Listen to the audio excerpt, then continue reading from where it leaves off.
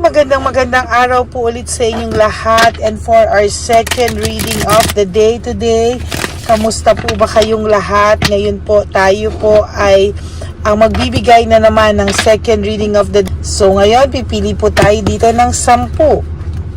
No? Okay. 1, 2, 3, 4, 5, 6, 7, 8, 9, and 10.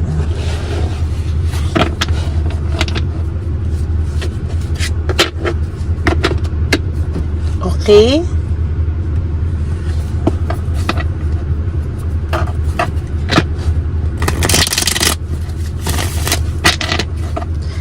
Kamusta po? No, wag niyo po skip to. Panuorin niyo po para yung ating energy po ay nagko-connect sa isa't isa. Okay. Yan.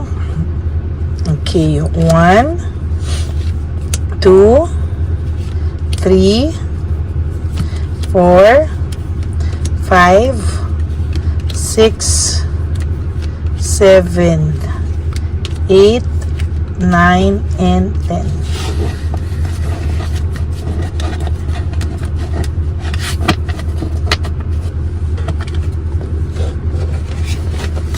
Okay, ano kaya ang makikita natin sa reading of the day today for our second reading?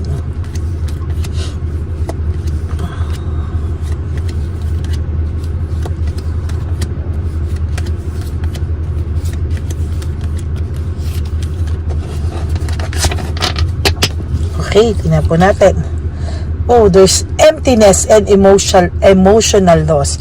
No, for your second reading of the day today, your first card pa lang po is all about emptiness, and emotional loss. So matindi po yung emptiness na nararamdaman niya ngayon. No, there's a deep sadness and emptiness sa person nyo ngayon. That would be our title, no, for the day. There's a deep sadness and emptiness sa partner nyo ngayon or sa person nyo ngayon. Oh my God! Your second card is all about frustration, no? May emptiness, deep sadness, and frustration na nararamdaman po ang person nyo as of this very moment while I am reading your cards. No? Ito po yung tunay na nararamdaman niya na kahit minsan siya ay hindi niya po alam or hindi po siya aware. Most of the time po, yung person niyo po is hindi po siya aware sa kung ano man po yung nararamdaman niya. And to be honest with you po, hirap na po siya. Hindi niya po alam kung bakit ganito po yung nararamdaman niya. Sabi niya, dinesisyonan niya naman to. Ginusto niya to, dinesisyonan niya to. Pero bakit daw po meron siyang emptiness na nararamdaman at frustration? Bakit hindi siya masaya? Bakit tuloy-tuloy yung lungkot na nararamdaman niya na dapat daw po ay maging masaya siya? Avoidance, there's fear of change. Sa totoo lang po, ang taong ito po ay may kalungkutan na nararamdaman sa ngayon. At takot din, no? May emptiness na, emotional loss na, frustration, and fear of change. Ang dami niya pong ina-avoid sa buhay niya, pero to be honest with you, hindi niya po talaga maintindihan saan nanggagaling. Because nung sa'yo, nagkaroon siya ng moment na parang pagod na siya, na-stress siya, wala na yung spark sa inyo, parang ganun yung pakiramdam niya po, no? Pero ngayon, nawala ka na at nasa bago siyang relasyon, ganun po, mas tumindi pa po yung kanyang emptiness at lungkot, nagkaroon pa ng frustration and fear, no? Ang gusto lang naman po nito ay maging masaya, magkaroon ng peace of mind, pero napakahirap daw pong makamtan sa mga oras at sandali ngayon. No? Alam niyo po, ang dami niya kasing hinahanap eh. Hindi niya po alam na bawat oras na lumagpas sa buhay niyo, yung mga minutong lumilipas sa buhay natin, hindi na po natin mababalikan yon, no? Like ngayon, halimbawa 5:15 naging 5:18, hindi na po natin mababalikan yung 5:17 sa buhay natin. Pwedeng bukas na 5:17 pero ibang araw na yun, ano, lumagpas na yung sandaling to. Ganun kalungkot yung nararamdaman niya na parang hindi na daw niya maibalik yung happiness na nararamdaman niya. Tumatakbo daw yung mundo niya, tumatakbo daw yung oras niya, na parang hindi niya na alam paano po magiging masaya.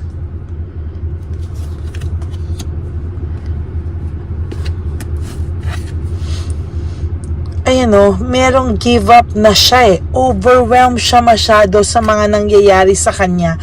Hindi niya po alam where and how to pick up the pieces again. Hindi niya po alam kung saan niya po pupulutin. And to be honest with you, takot din po siya ngayon na makipag-communicate sa'yo. Takot po to talaga na makipagmabuti yan sa'yo, or takot po siya magkaroon kayo ng communication because may fear po siya na akala niya po ay guguluhin mo siya, no? Yung gulo na ibig sabihin hindi yung bubunga mo siya or guguluhin mo siya, yung pagmamahal mo kasi baka hindi niya maiwasan, no? Kasi meron na pong nagsisingki na po kasi sa kanya yung lungkot eh, nagsisingki na sa kanya yung pagsisisi. So more or less, sa nakikita ko po sa taong to, meron po siyang fear, no? May fear siya na baka hindi niya rin ma-resist. There's difficulty, ayan no, may difficulty po akong nakikita dito, and doubts, no? Sa totoo lang po, may difficulty and doubts akong nakikita na sana po ay naiiwasan daw, no? May doubts akong nakikita, may doubts siya sa sarili niya na tama daw ba to talaga lahat na nagiging buhay niya ngayon? Tama daw pa yung pinasok niya? There's lack of satisfaction. Hindi niya alam kahit daw anong gawin niya ngayon sa buhay niya. May emptiness, may sadness, at hindi niya po alam paano po ito malalagpasan. Oh my God! As of now, na binabasahan ko po kayo, yung feeling niya po, yung feelings po ng person nyo na binabasahan ko ay naa-adapt ko po, nararamdaman ko po talaga, as in ramdam na ramdam ko po ngayon. Yung feelings niya mismo is nararamdaman ko, naaano ko po, nakukuha ko po yung energy niya, and I feel total sadness right now, no? Kailangan magugas ako na asin mamaya kasi pumasok sa akin yung energy po ng person nyo. Naging greedy siya, naging possessive siya. Yun po yung isa sa mga pinagsisihan niya. And to be honest with you, hindi niya po alam paano siya makakawala sa ganito, no? Paano niya mapapatawad yung sarili niya? Oh my God, Friday. Greediness, possessiveness, magkatabi po. Two different cards with one meaning. Pinagsisisihan niya po talaga na naging greedy siya, no? Na pinairal niya yung mga bagay-bagay na hindi naman daw po yun ang source ng true happiness.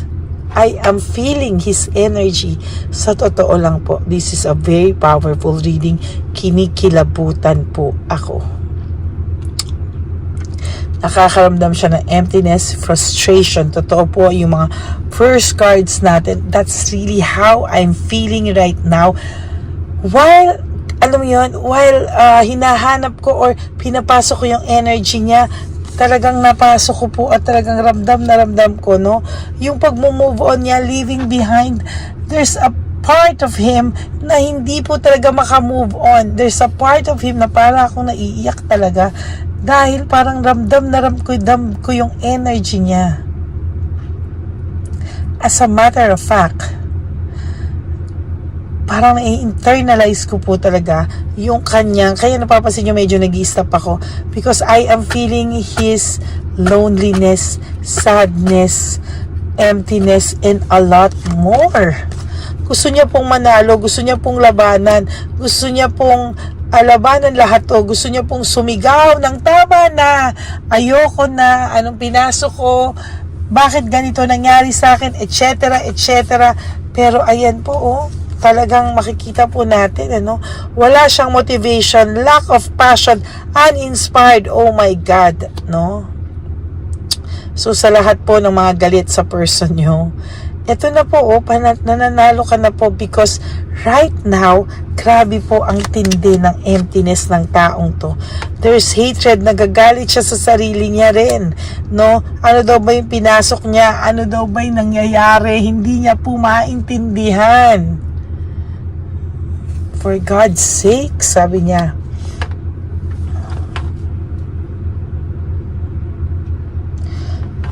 Meron ako nakikita ditong reward sa'yo, no?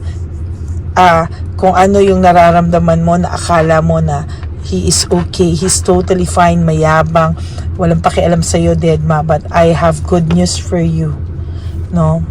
Kabaliktaran po yan lahat ng nararamdaman mo. And for those of you who feel bigla na lang silang makakaramdam ng loneliness, sadness, ayan po,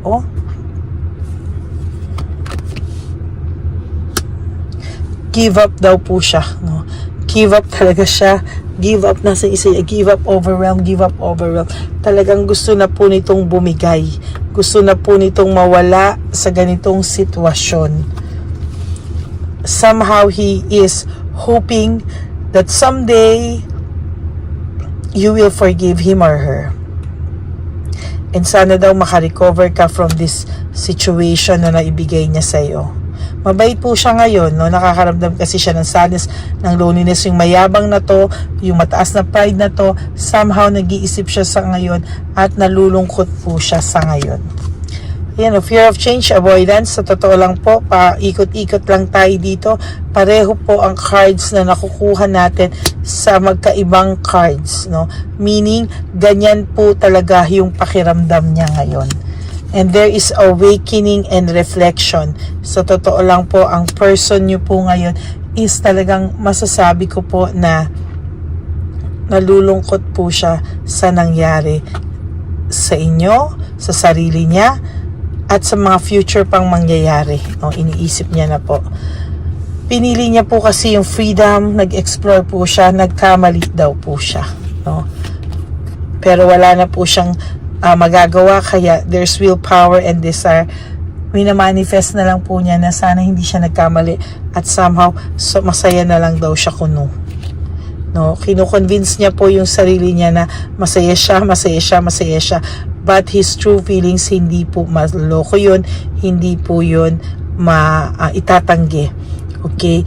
And naging careless daw po siya, the fool in reverse, naging careless po siya at talagang wala po. This is a water sign, no? Ang lungkot-lungkot po niya. Poor judgment, careless, yan. Weakness, not water sign, sorry, weakness. There's weakness, no? Sa nakikita ko dito. No, careless, naging mapusok siya, naging marupok siya, kaya hindi niya pinag-isipan yung mga desisyon niya, naging careless siya, and there's poor judgment. Nagkamali po siya sa lahat ng mga naging desisyon niya at naging tingin niya sa buhay sa iyo. Ang bigat nitong reading na to. So, this is your second reading. Ang bigat lang po, ma-feel yung nararamdaman din niya. No? So this is your second reading for the day. I hope na nag-resonate po sa inyo. And if you do, please give me a like and comment down below para alam po natin kung ano po yung nararamdaman nyo din naman po, no? And for those of you who wants to have a private reading with me, you can message me at Ladyly Elena, that's Ladyly Elena. Nasa dulo po yan ng ating video. Yan po ang aking official and only legit FB account. So I hope po na i-follow nyo yan para po sa lahat sa inyo na gusto pong magpa-private reading ay mapamessage nyo po ako dyan.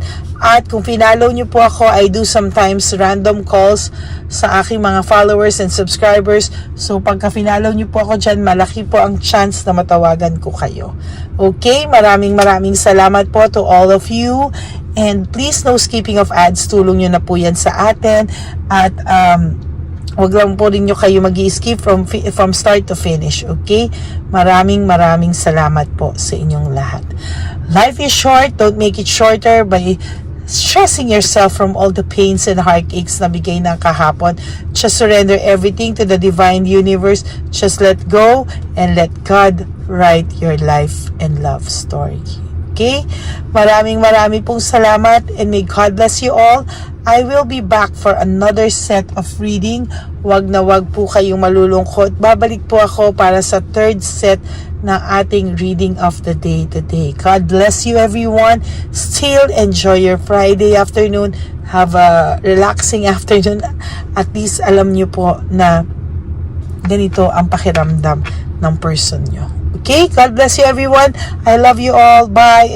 I'll see you again on my next and final reading for tonight. Bye.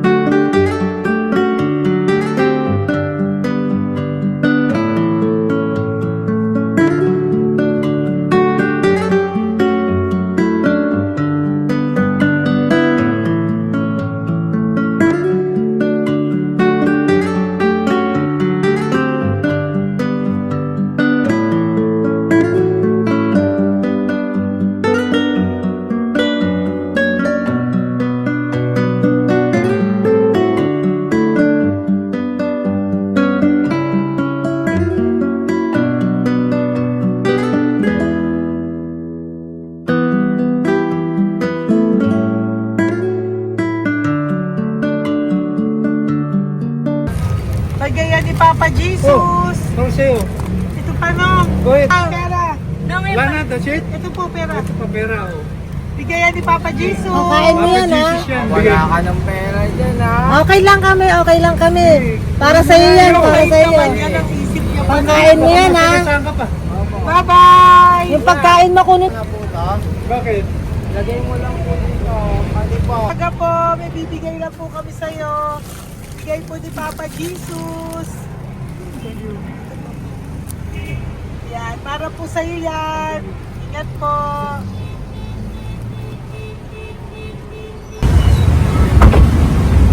Ganda tanghali po. Bibigay po si Papa Jesus sa inyo. Salamat po. Salamat po. Ito po. Salamat po. Tigisa po kayo sa kampaw. Thank you po. Andes po, nanay. Apo. Pangalaman po. God bless.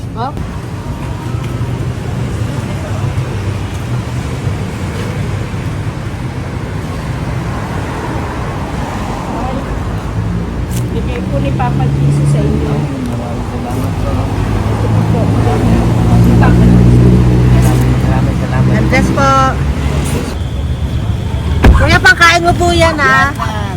Tayo ka ba nandyan? Hindi po. Dito po, nasa timbahan po. Ah! Sa Music Ministry. Doon ka nakapwesto. Opo. Sige po, bye po. Dapat po, ingat.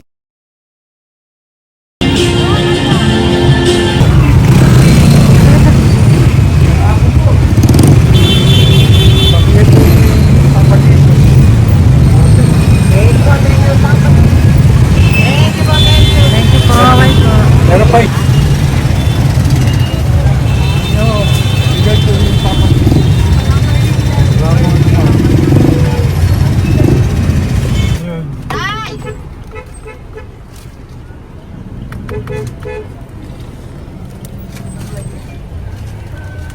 Yun. Tay, para sa iyo po, bigay po ni Papa Jesus. Papa Jesus, eh. Tay, bye-bye. God bless po, God bless. Para sa iyo po, bigay po ni Papa Jesus. Ayan po, bigay po yan sa iyo ni Papa Jesus. Thank you po. Amen.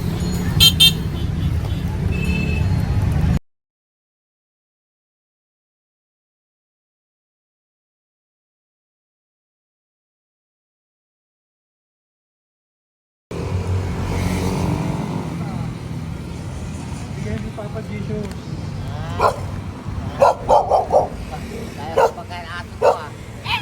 Madami mong aso, kuya. Alaga mo lahat yan? O, nagkait. Kuya, size yan. Nasaan yung iba? Kalagala. Ay, talaga? Salamat po. Kalagala ko. Paano pagkain yan, kuya? Saan mo kinukuha? Sa tambay ko. Lahat. Ang dami. Ang dami niya pong aso. Oy, ang daming aso ni kuya. Sais. May nagbibigay sa inyong pagkain. Nangangalakal ako. Okay po. Kaya mo kuya, pag nadaan ako, bibigyan kita ng dog food dito, ha? Oo. Dito ka lang ba lagi? Oo, dito ako natutulog. Okay po, sige. Okay po. Marami din akong aso sa bahay, eh. Salamat po. Okay po. Isa. Kuya, pangkain mo yan, kuya.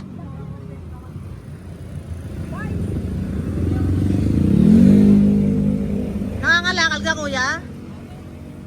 Sige po, thank you po. Maraming salamat, ma'am. May pagkain ka, nanay. Sa hirap ng buhay ngayon. Ba't nandito ka, nay? Tagasan ka ba? Yung arthritis ang sakit ko eh. Tagasan ka ba, nay? Sa plado eh. Sa Pladway. Oo. Okay po.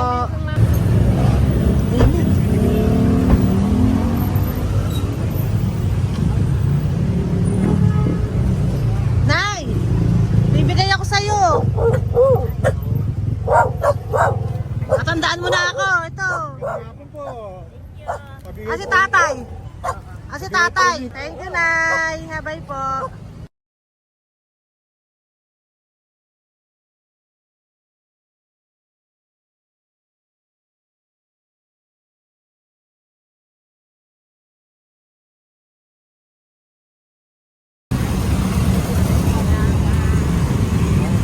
God bless, Nay. Thank you po. Pabigay po. Ay, bigay po ni Papa Jesus. Salamat po. Bigay po ni Papa Salamat Jesus. po, Ito ate. po po. Salamat po. Bigay po ni Papa Jesus. Ito pa po. Salamat po, tay. Salamat po, tita. Bye-bye po. Maraming po salamat. Kayo, ate. Opo, ingat po kayo. Taga saan po kayo? Taga Tayabas, Quezon po kami. Mga aita po kami sa Quezon, mga katutubo. Sige, ingat po. God bless.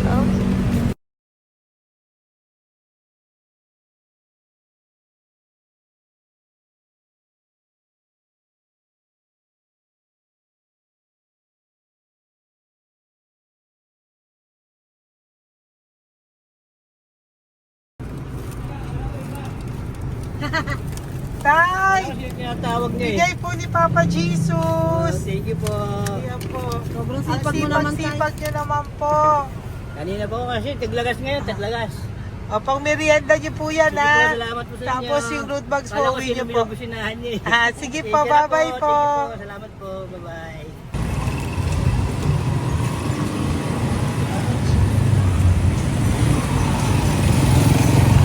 Brother. Basta. Pabigay ni Papa Jesus. Ang sa'yo. Ang kaya mo yan. Ba't hindi ka makatayo? Na ano ka? Sige, bye-bye. Hello po! Para sa inyo po, bigay ni Papa Jesus. Thank you very much. Sige po, bye-bye po. God bless you. Tay! Magandang hapon po. Bigay po ni Papa Jesus. Ito pa po, Tay. Para sa inyo po. Bye-bye po.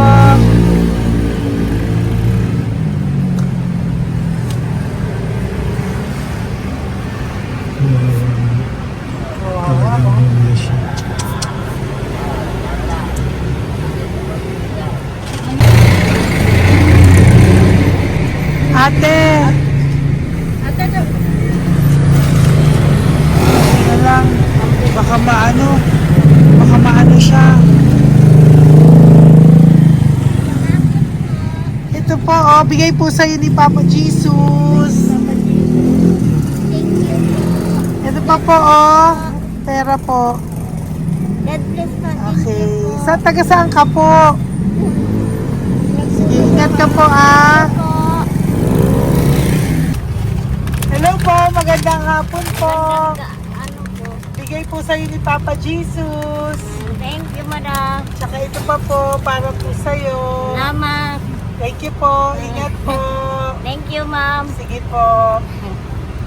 Salamat. Akala ko, ma'am, bibili. Ay, hindi po, para sa'yo po yan. Bye-bye Thank you, po. ma'am.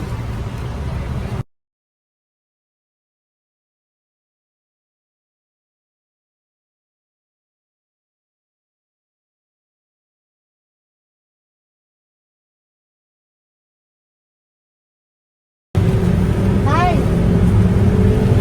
Hirap na hirap. Bibigay po ako ng goso. Hirap na hirap Dito siya. po tayo, dito sa kabila. Hindi mo siya lies pa yan. Kawawa naman. Tay, magandang araw po. Lord. Bigay po ni Papa Jesus. Ay, ito po, ano yung pandagdag po. Pagdagdag po, bigay po ni Papa Jesus. Thank you po. Thank you po, Kawawa naman. Diyos ko, hindi na siya makaano po. No. Tama, may tatalimit lahat. Ano kami yun, nalilito ko lang. Siyempre, ang bigat niyan.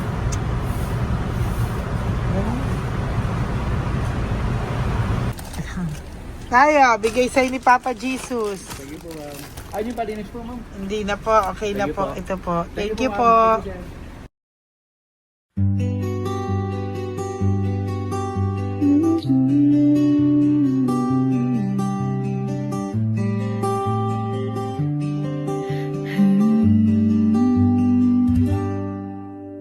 Nasa panahon ako ng kalungkutan, panahon na hindi ko alam ang gagawin. Nalilito, naguguluhan, nagtatanong sa sarili, ano nga ba ang gagawin ko? Nang biglang nag-browse ako sa YouTube at biglang lumabas ang channel mo, ang mensahe na noon ay nilabas mo. Angkop sa nadarama ko. Unang beses lang dumaan ang channel mo sa browser ko. Hindi ako nagdalawang isip na hanapin ang Facebook account mo at mag-message sa'yo. Agad ka naman sumagot sa mensahe ko. Hindi ko alam ang damdamin noon, dahil parang may sumungaw sa aking pag-asa. Nang kaliwanagan sa dilim ng gabi, dumating ka, ikaw ang sagot sa panalangin. Salamat dumating ka at nakilala kita, madam.